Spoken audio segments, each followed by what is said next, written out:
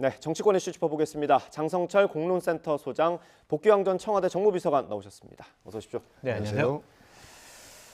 네, 어제 일본의 교과서 검정 결과가 공개됐습니다. 초등학교 역사 교과서인데 요약을 해보면 독도 영유권 주장은 더 노골적이 됐고 강제 동원은 좀 많이 희석된 느낌입니다. 어떻게 보셨어요? 강제라는 단어를 빼버렸고 독도에는 고유 영토라는 단어가 추가가 됐어요. 왜곡이 훨씬 더 심해졌다라고 볼 수밖에 없는데 대통령께서 참 난감하실 것 같아요.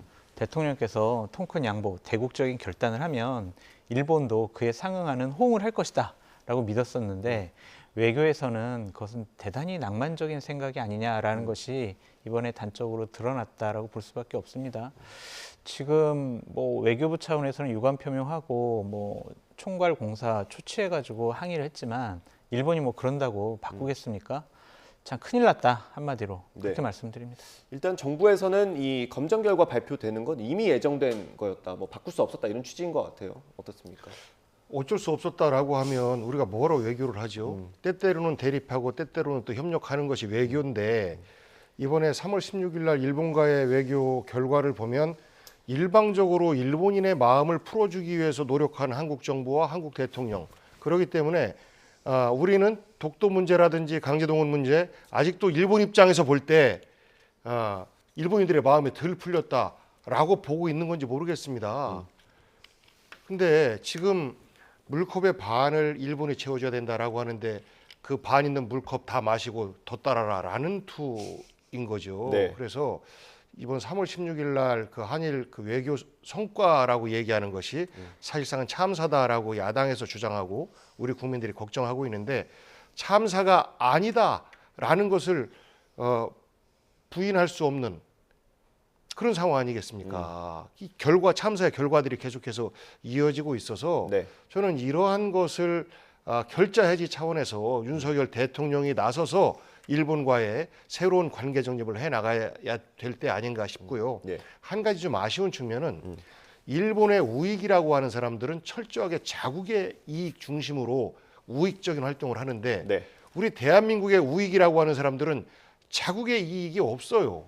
한일 관계에서 측면에서 볼 때 지금 대한민국의 우익이라고 하는 사람들은 일본의 이익을 우선에 두고 있는 듯한 이런 모습을 보여서 같은 우익이라고 하는데 나라별로 이렇게 차이가 나나라는 어떤 그 안타까운 마음이 들기도 했습니다. 예. 이게 정부가 맞게는 좀 늦은 감이 있었다라는 정부의 해명이 있었고 정부는 외교부는 어제 대사 대리를 불러서 초치를 해서 항의를 했죠. 이 정도 대응이면 괜찮습니까?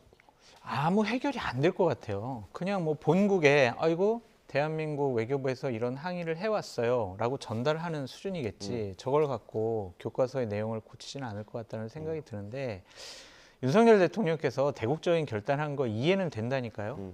아니 한미일 삼각 군사 협력을 갖고 현존하는 북한의 핵 위협을 방어하기 위해서 우리가 한일 간의 우호 협력 관계를 회복해야 된다. 이거 반대할 사람이 누가 있냐고요. 근데 대통령께서 외교의 실무적인 국익과 관련된 상호주의와 관련된 너무 등한시하지 않았느냐라는 좀 안타까움이 있어요. 그래서 좀 대통령과 안보실 그리고 외교부가 냉정함을 되찾고 한일 우호 협력을 해치지 않는 한에서 좀 더 강한 어떤 압력, 액션, 외교적인 항의 이런 것들이 좀 필요하지 않을까 싶은데 복귀왕 비서관님께서 말씀하신 저런 비판에 상당히 할 말이 없게 됐다라고 말씀드립니다. 여기서 한 단계 정도 더 나간다면 그 야당에서도 나온 얘기인데 일본에 있는 우리 대사를 불러드려야 된다. 이런 얘기도 있던데 그것까지 나가는 거 괜찮습니까? 그러니까 대사를 불러들인다라고 하는 것은 외교 관계에 매우 심각한 문제가 발생했다라는 마지막 수단이기도 하거든요. 저는 그렇게 할 이유는 없다고 생각합니다. 이미 우리 정부에서 얘기하는 것이 예정된 수순이었다라고 하는 것은 그냥 일본에서는 이게 일상이야 별일 아니야라고 들릴 수도 있는 거거든요. 그래서 그런 정도 강도 높은 외교적 조치를 취할 것 같았으면 3월 16일 날 한일 정상회담에서 그런 정도의 결과를 내오지도 않았을 것 같습니다. 그렇기 때문에 우리 국민들이 이 굴욕 외교 아니냐, 북한에 퍼준다고 비판했던 분들이 이제는 일본에 퍼주는 것에 대해서는 또 용인하는 것 아니냐, 이렇게 극단적으로 서로 이제 비판하는 모습들을 보이는데 그 단초는 윤석열 정부에서 제공한 것이라 결국 수습하기 위한 노력들을 지금부터라도 서둘러서 해야 되는 것이 3월 16일 정상회담에 어떤 정당성을 부여하기 위해서 계속해서 스텝이 꼬이면 어디까지 꼬이게 될지 모릅니다. 그래서 지금이라도 그런 부분에 대해서 일정 부분 우리가 한일 관계 정상을 위해서 지나치게 노력하다 보니 일본에게 잘못된 시그널을 준 것 같다라고 스스로 반성하면서 지금 자세를 좀 바꾼다면 일본도 긴장하지 않겠습니까? 저는 그렇게 좀 바꿨으면 좋겠습니다. 네, 알겠습니다. 비서관님께서 말씀하시는 내용들이 국회에서도 얘기가 그대로 나왔습니다. 한일 정상회담 이후 그리고 이 교과서 검정 결과가 발표되면서 좀 야당의 비판이 거세지고 있습니다. 이재명 대표 그리고 주호영 원내대표의 반박까지 묶어봤습니다. 들어보겠습니다. 수백만 조선인들을 희생시킨 침략 전쟁의 책임 자체를 인정하지 않겠다는 의사를 명확하게 실현한 역사 도발입니다. 굴욕적인 퍼주기 외교가 일본에게 마음대로 해도 된다는 신호를 보냈기 때문입니다. 간도 쓸개도 다 내주고 뒤통수까지 맞고 있는 격입니다. 정부는 모든 방법을 총동원해서 일본의 도발에 맞서야 합니다. 양국 관계를 3.16 외교 참사 이전으로 원상복구시키겠다고 선언해야 합니다. 일본이 꾸준히 반성하지 못한 채 저런 자세를 가지고 있는 것은 정말 비판받아 마땅하고 우리 정부는 강력히 항의해야 될 문제라고 생각합니다만은 그것이 무슨 정상회담 결과로 그런 일이 있다고는 저는 그렇게 생각하지 않습니다. 그러니까 윤석열 대통령이 자주 강조했던 오부치, 김대중 오부치 선언도 취지는 과거를 직시하고 미래로 나가는 거 아닙니까? 그럼요. 근데 지금 일본은 과거를 직시하지 않는 거잖아요. 그렇죠. 과거에 대한 반성은커녕 더 심해졌다라고 볼 수밖에 없는 일들이 벌어지고 있잖아요. 외교부가 상당히 난감할 거는 같아요. 대통령께서 너무 많은 얘기를 기시다와 해 놓으셔가지고 어떤 상호주의에 입각한 외교적인 협상을 하기에는 대단히 지금 어려운 상황에 봉착해 있다라고 볼 수밖에 없어요. 그렇다고 저 집권을 해본 네. 민주당이 예. 저렇게 또 자극적으로 하는 것은 좀 옳지 않다라는 좀 생각도 들고 뭐 이런 한일 회담과 관련된 국정조사를 통해서 진실을 밝히겠다고 하잖아요. 네. 국정조사를 아마 국민의힘이 안 받아들일 거예요. 그러면은 야당 단독으로 하는 국정조사는 불가능하니까 네.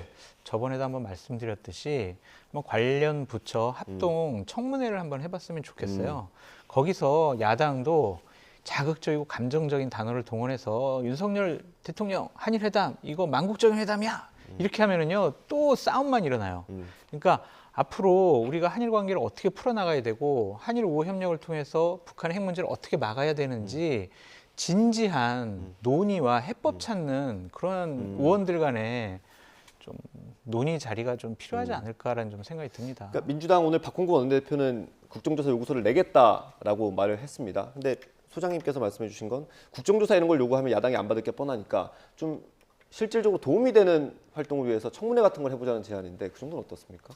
그러니까 국정조사도 법적 실효성 측면에서 그리고 조사의 내용의 깊이 측면에서 볼 때 과연 효과적일까라는 의문을 갖고 있어요. 네. 그런 측면에서 볼 때 국정조사는 일종의 정치적 메시지를 보내고자 하는 것이거든요. 그러면 청문회도 그런 정치적 메시지를 국민들에게 보낸다라는 측면에서 볼 때는 뭐 효과는 크게 다르지 않다라고 봅니다. 그리고 하다못해 이런 그 한일 정상회담과 관련된 문제를 지적하기 위해서 국회에서 청문회를 한다라고 하는 것은 일본과 또 다른 외국에도 굉장히 큰 파장을 불러일으키는 어떤 그 경고가 될 수도 있어요. 네.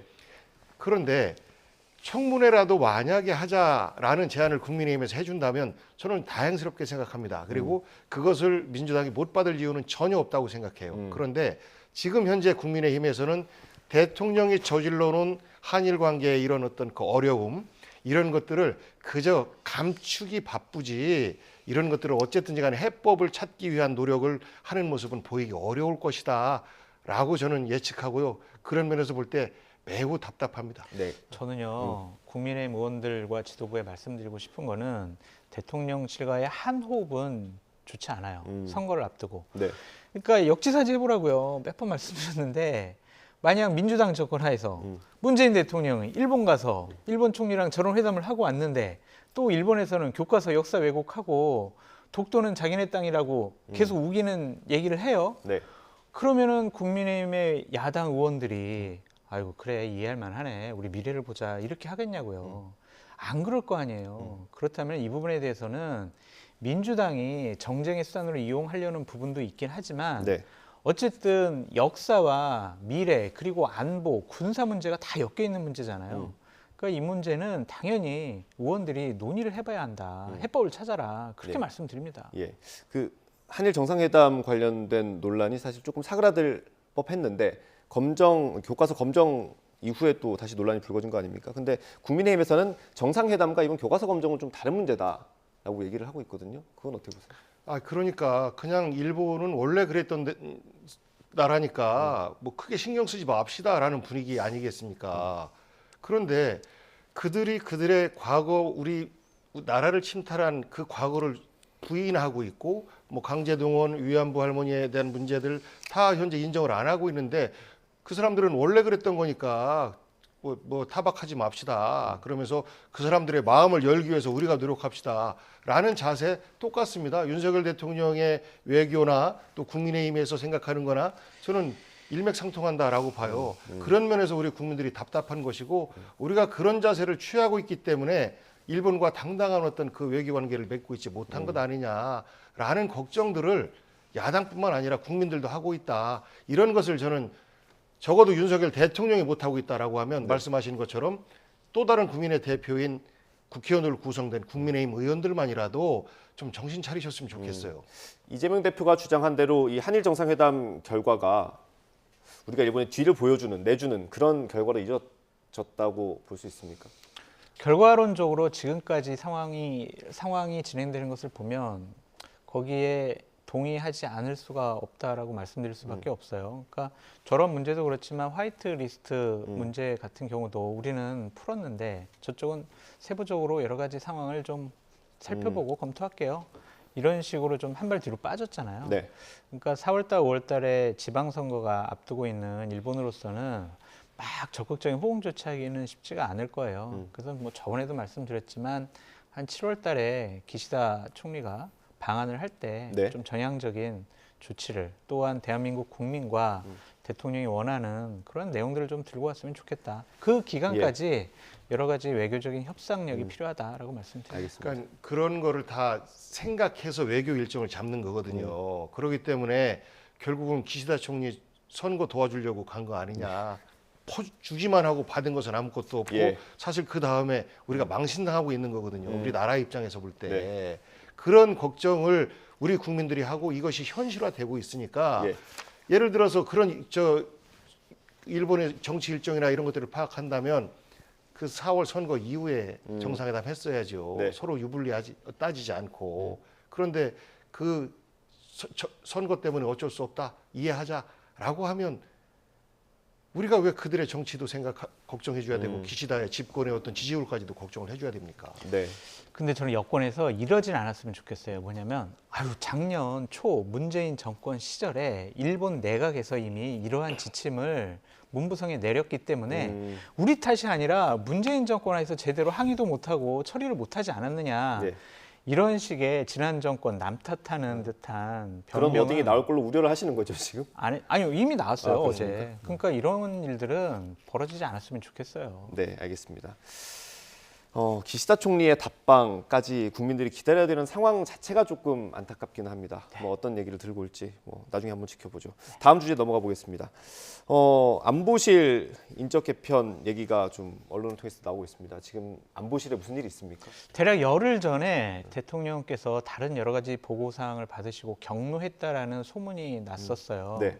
그러니까 그런 것들이 이제 어제 오늘 계속 보도되고 있는 것처럼 한미 정상회담과 관련해서 여러 가지 문화 행사와 관련된 제대로 된 보고가 없었고 또한 제대로 된 조치가 없었다라는 점에 대해서 가장 기본적으로 뭐 근본적인 사유가 된 것 같고요. 네. 또 이런 사소한 일도 좀 있었던 것 같아요. 어떤 외국에 다녀오시면은 또 외국의 귀빈들이 오시면은 선물 같은 거를 가져오잖아요. 예. 그러면 이제 당연히 우리 대통령실에서도 답 선물을 보내야 되는데 네.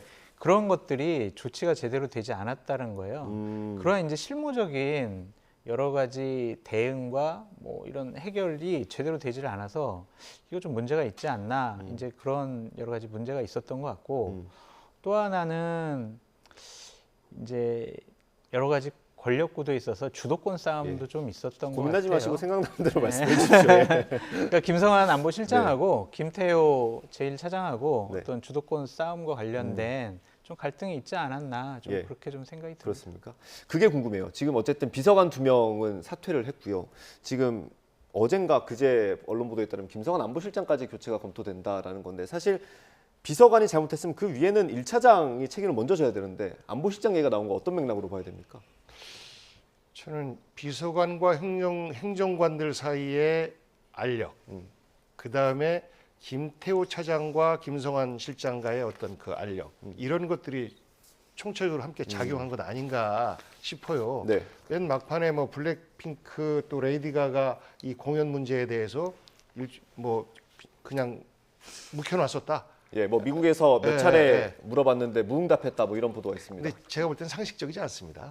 왜냐하면 이것이 각 그 비서관실의 행정관들에게 업무 분장이 다 돼 있거든요. 그러니까 공문을 누가 수령해서 어떻게 보고를 하고 뭐 선물이 오면 답 선물을 어떻게 하고 하는 것들이 다 돼 있어요. 업무 분장이.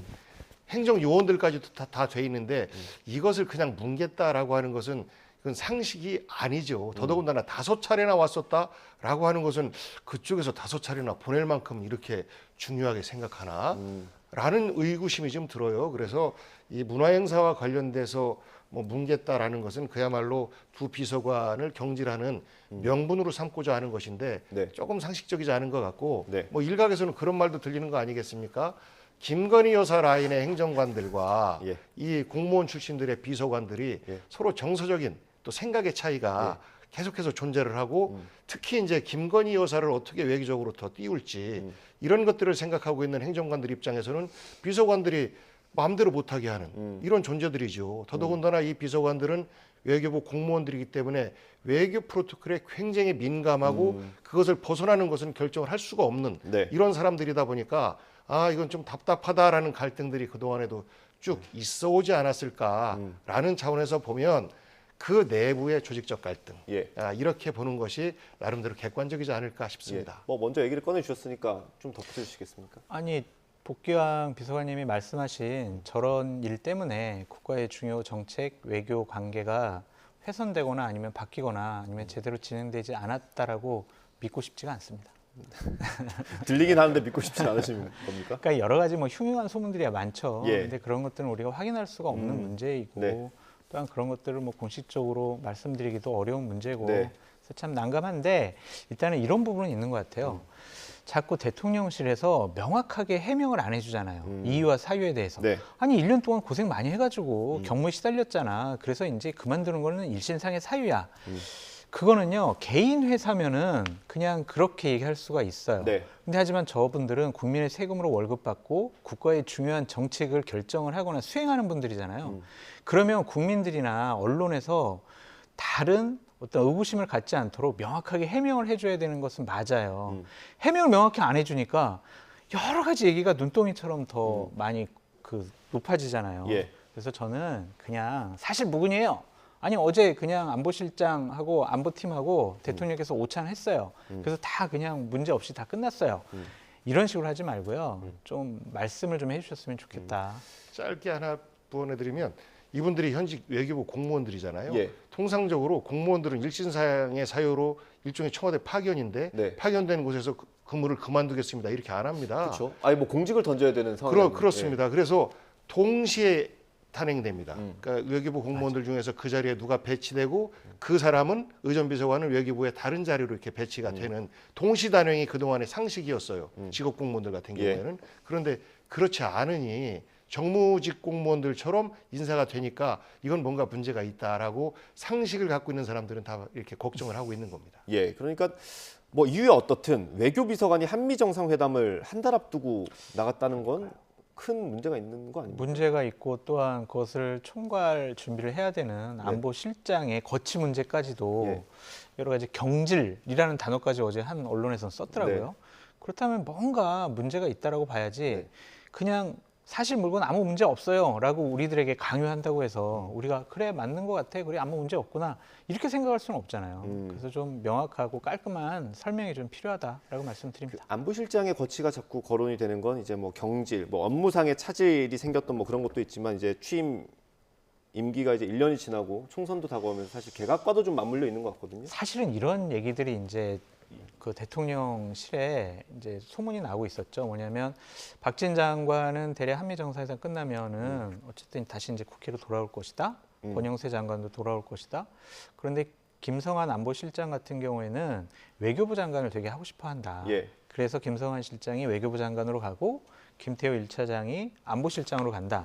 이러한 시나리오가 소문이 났었거든요. 네, 그게 먼저 났고 이번에 이제 비서관들이 바뀐 거죠. 네. 그랬는데 김성한 안보실장에 대한 신임이 대통령이 예전과 같지 않다 이런 소문까지 나니까 솔직히 뭐가 뭔지 모르겠습니다. 이게. 아, 제가 사실 개각의 큰 그림을 한번 그려달라고 여쭤보려고 했는데 어떻습니까? 장관으로 올 가능성도 있다고 보세요? 안보실장? 그러면 이렇게 소문이 안 나죠. 그러니까 매우 긍정적으로 김성환 실장은 이제 외교부 장관으로서의 본인의 희망과 더불어서 그 외교부를 더 강화시키는 뭐 이런 쪽으로 이렇게 긍정적인 언론이 나오지 이것처럼 일종의 경질처럼 김성환 교체설이 나올 리는 만무합니다. 그동안에 그 청와대 소식 혹은 대통령 소식해서 이리저리 기자들이 들은 바를 짜깁기 해서 어떤 보도를 내지 않습니까? 네. 그러니까 지금 그런 김성환 실장의 긍정적인 외교부 장관설과 지금 나오는 것은 완전히 반대잖아요. 그래서 뭔가 내부에 있다, 다툼이. 저는 그렇게 보는 게 정상적이다라고 보고 만약에 김성환 실장이 외교부 장관으로 가는 이런 그림이다라고 하면 지금처럼 박진 장관과 김성환 실장의 관계가 지금처럼 뻑뻑하지 않을 겁니다. 박진이 우위에 있다라는 것보다는 김성환 실장이 우위에서 전체 외교를 제휴하는 이러한 모습들을 보여가면서 자연스럽게 외교부 장관으로 갈 수 있게끔 이런 그림들을 만들어냈는데 그렇지 않고 있으니까 그런 예측하고는 좀 다른 뭔가가 있는데 대통령실은 왜 이렇게 우리 국민들을 궁금하게 하는지 모르겠어요. 예. 그 대통령실에서 공식적인 해명이 필요해요. 왜냐하면은 기자분들, 대통령실 근무하는 분들은, 출입하는 분들은 왜 이런 일이 벌어졌어라고 궁금할 거 아니에요. 예. 그러면 자기랑 연이 닿는 사람들에게 다 물어볼 거란 말이에요. 그렇죠. 근데 그분들은 익명을 전제로 사실은 이러한 일이 있었어라고 하나씩 둘씩 슬쩍슬쩍 얘기해 준단 말이에요. 그런 것들이 흉흉한 소문을 만들고 또한 다른 의미의 보도가 나오고 이렇잖아요. 네. 공식적인 해명을 하든가 아니면 그 사람들 입단속을 하든가 대통령실에서 특단의 대책을 좀 세우셔라라고 말씀드립니다. 네, 알겠습니다. 소장님의 목소리가 대통령실까지 닿았으면 좋겠습니다. 다음 주제 다뤄보겠습니다. 오늘 오후에 당정 협의가 있는데 여기서 양국관리법을 논의를 한다고 합니다. 아마도 이거를 거부권을 행사하는 걸 건의할 걸로 보이는데 한 총리가 직접 담화를 발표한다고 하더라고요. 뭐 예상하는 정도 내용이겠죠? 쌀값 안정화와 관련해서 우리가 그동안 많은 갑론을박들이 있었고 많은 대안을 찾기 위해서 노력했어요. 네. 그런데 상대적으로 우리 경제적 측면에서 볼 때 농업이 차지하는 비중이 좀 작지 않습니까? 그리고 부가가치 생산 측면에서 볼 때는 굉장히 더 작고 네. 그래서 농업이 계속해서 홀대돼 왔고 특히나 쌀 같은 경우는 우리 농민들이 생산하는 농민 주 수익의 대부분이 사실 쌀이라서 어쨌든지 간에 쌀값 안정화를 시켜야 되는데 저는 지난 문재인 정부 그리고 이전 정부들도 모두가 다 우리의 그 농업 생산성이 떨어지고 쌀값이 불안정하게 된 그 모든 책임에서 자유로울 수 없다라고 생각해요. 네. 그리고 지금 국민의힘이 민주당에서 낸 이 일종의 쌀값 안정화법, 예, 양국관리법 또한 왜 지금 하느냐 문재인 정부 때 하지라는 비판 또한 저는 타당하다고 봐요. 네. 그런데 저는 늦을수록 해야 된다라고 생각합니다. 그래서 우리 농민들의 쌀값 안정을 위해서 이게 이제 초과되는 생산량에 대해서 무조건 매입만 하는 것이 아니고 네. 우리가 작년도에 이제 종료된 3년 계획으로 진행했던 논에다가 타작물을 재배했을 경우에 지원금을 또 주는 것. 그래서 쌀보다 다른 작물을 생산할 때 더 높은 수익을 창출할 수 있겠구나라는 거를 법적으로 제도적으로 만들어주면 쌀이 이렇게 과잉 생산될 우려를 좀 줄일 수 있지 않겠느냐라는 법안이 이제 들어가 있는 것인데 네. 이것을 세금 부담만의 이유로 해서 거부한다. 네. 거부할 가능성이 현재 굉장히 높은 거 아니겠습니까? 예. 그리고 이게 공포할 것 같았으면 수용해서 공포할 것 같았으면 담화를 할 이유도 없죠. 저 국무회의에서 네. 했겠죠. 그렇죠. 그래서 저는 이번 양국관리법을 가지고 또다시 여야의 정쟁거리로 만들어내기 위한 대통령실의 결단 아닌가 싶습니다. 그래서 안타까워요. 예, 그 법안 내용 간단히 설명드릴까요? 그래픽을 전체 화면으로 한번 보여주시면 좋을 것 같습니다. 이 양국관리법 개정안이고요. 그러니까 쌀값 안정화를 위한 법안입니다. 민주당이 주도해서 본회의를 통과했고요. 지금 국무회의에서 의결하느냐 아니면 대통령이 거부권을 행사하느냐 이 기로에 있는 상황입니다. 주요 내용을 한번 보면요. 이게 수요 대비 생산량이 3에서 5% 초과하거나 쌀값이 평년 대비 5에서 8% 떨어지면 정부가 이 쌀 초과 생산량을 정부가 매입하는 의무적으로 매입하는 걸 담은 내용입니다. 지금도 매입할 수는 있는데 그게 의무는 아닌 거고요. 일단 오늘 당정협의에서 이거를 거부권을 건의할 걸로 보이는데 뭐 대통령의 선택은 뭐 건의를 그대로 받아들이는 형태가 되겠죠. 그렇죠. 지금 국민의힘 쪽에서는요, 저 법안이 만약 통과된다면 쌀이 또 더 과잉 생산될 거다. 아니 왜냐면은 남으면은 다 정부에서 시장 가격으로 다 수입을 해주니까 수매를 해주니까 이것은 안정적인 소득을 우리가 받을 수 있다. 그러니까 과잉 생산할 거다라는 것과 그렇게 되면 결국에는 연 1조 원 정도의 국가의 재정 부담이 증가된다. 네. 또한 그렇게 된다면 다른 농업에 미래에 투자를 해야 되는데 그것도 우리가 못하게 될 거다. 이런 논리를 내세우고 있고 네. 민주당 같은 경우에는 아니야. 지금 쌀값 폭락해가지고 농민들 어렵잖아. 그러면 농민 생활 안정화를 위해서는 이걸 꼭 해야 돼. 라는 의견이 지금 막 부딪히고 있거든요. 네. 그러니까 대통령께서는 결국에는 거부권을 행사하겠지만 내년 총선을 앞두고 있잖아요. 네. 만약에 이거를 거부권 행사하면요. 농민분들은 아니 우리가 원하는 이러한 법안 처리 안 해줘? 국민의힘 내년 총선 때 두고 보자? 이런 구도가 잡힐 가능성이 높아요. 이게 내년 총선에도 큰 영향을 끼칠 수밖에 없습니다. 그래서 한덕수 총리가 오늘 담화로 약간 쿠션 역할을 하는 거 아닙니까? 한덕수 총리가 뭐 담화한다고 뭐 그게 희석이 되겠습니까? 그래서 이거는 국민의힘이라는 당에서 그냥 단순히 이런 아까 말씀드린 세 가지 논리만 갖고 그냥 이거 절대로 안 돼요라고 하면은요 내년 총선에서 크게 어려울 가능성이 높다. 특히 수도권과 충청권에 네. 농사를 짓는 분들이 강한 국민의힘 반대층이 될 수가 있어요. 그럼 선거운동 못 해요. 그러니까 이거 조심스럽게 접근하셔야 된다. 그 그래서 정도로 민감하다고 보시는 그럼요. 겁니까? 거부권을 행사하더라도 정말 진솔하게 해야지 절대로 안 된 막. 문재인 정권 때 하지 왜 안 했어? 이런 식의 접근은 절대로 안 된다라고 예. 말씀드립니다.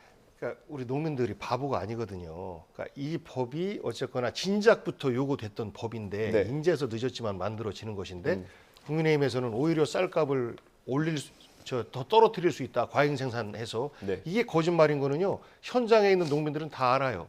그런데 우리 정치적 환경은 어떠냐면 호남 지역을 제외한 나머지 농어촌 지역에서는 국민의힘이 대부분 강세입니다. 네. 그러다 보니 그런 것들을 믿고 그 민주당의 정치적 공세로 이 양국관리법을 치부하려고 하는 것 같은데 저는 그러다 보면 장 소장 말씀하신 것처럼 내년 초에 분노한 농민들의 어떤 표심의 회초리를 맞을 가능성이 매우 높다라고 생각해서 적어도 민생에 대해서 걱정하고 있는 이런 야당의 목소리를 정쟁으로만 몰지 말고 함께 해결책을 찾기 위한 이런 노력들을 같이 했으면 그리고 이보다 더 나은 안을 국민의힘에서 좀 냈으면 하는 그런 조언을 좀 드리고 싶습니다. 예. 아니 민생을 위해서 이렇게 이런 법안을 처리했다라고 하는 부분에 대해서는 제가 솔직히 동의를 못 하겠고 지금도 막 쌀 비축할 곳이 없어가지고 막 난감해하는 상황이잖아요. 그런데 민주당이 이런 식의 법안을 냈다라는 것은 내년 총선을 위한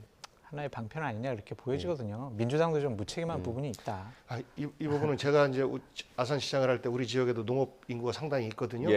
가장 중요한 문제입니다. 쌀값에 따라서 그해 그 농민들의 표정이 달라집니다. 삶이 달라지기 때문에 그렇습니다. 그래서 진작부터 이 조치를 취했어야 되는데 우리는 다른 OECD 국가에 비해서 농업에 대한 생산비 지원이나 보조금이 상대적으로 굉장히 적습니다.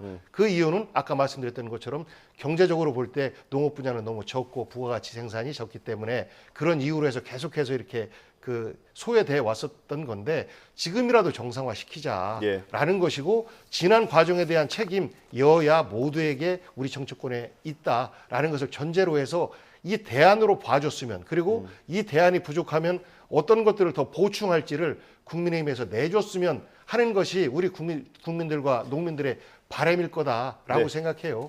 그러니까 이 부분과 관련해서 민주당 이재명 대표나 아니면은 박홍구 원내대표가 죄송합니다. 저희 문재인 정권 시절에 농민분들 생활 안정을 위해서 저희가 법안을 진작 처리했어야 하는데 저희가 못했습니다. 죄송합니다. 하지만 늦었지만 지금이라도 하겠습니다.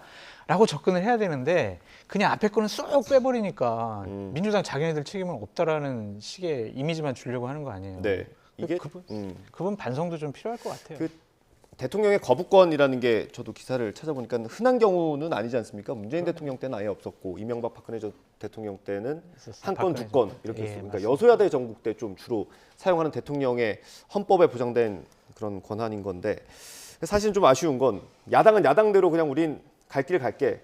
그리고 여당은 여당대로 우린 거부권 건의할게. 그러니까 국회에서 있어야 될 논의들이 거의 생략이 된 것 같은 그런 환경이 좀 아쉬운 것 같습니다. 그래서 저는요 내년 총선 때 국민들께서 황금 비율의 의석수를 만들어줬으면 좋겠어요. 과반 안 되게. 지난 2020년 총선 때처럼 막 민주당이 180석 가까이 얻고 이러면은요 국회가 극한 대립 갈등할 수밖에 없어요. 네. 그래서 저는 어느 한 당이 막 월등한 의석수를 얻거나 그냥 과반수 훌쩍 넘거나 과반수석이 되거나 이러면 의회 정치가 또 실종될 것 같다. 그래서 양당은 정말 과반수석이 안 되게 하고 또 제3당에게 캐스팅 보트를 주어지는 그러한 좀 정치 구도가 만들어졌으면 좋겠다라고 말씀드리고 싶어요. 국민의힘을 응원하는 걸로 이해해도 되겠습니까? 그럼요. 지금보다 의석수를 더 얻는 거잖아요. 알겠습니다. 주정원님 마지막으로 한 말씀 하시고. 뭐 그렇게 하려면 지난번에 안철수 씨가 후보 단위로 하지 말았어야 되죠. 또 다른 당을 갖고 있다든지. 그래서 저도 동의합니다.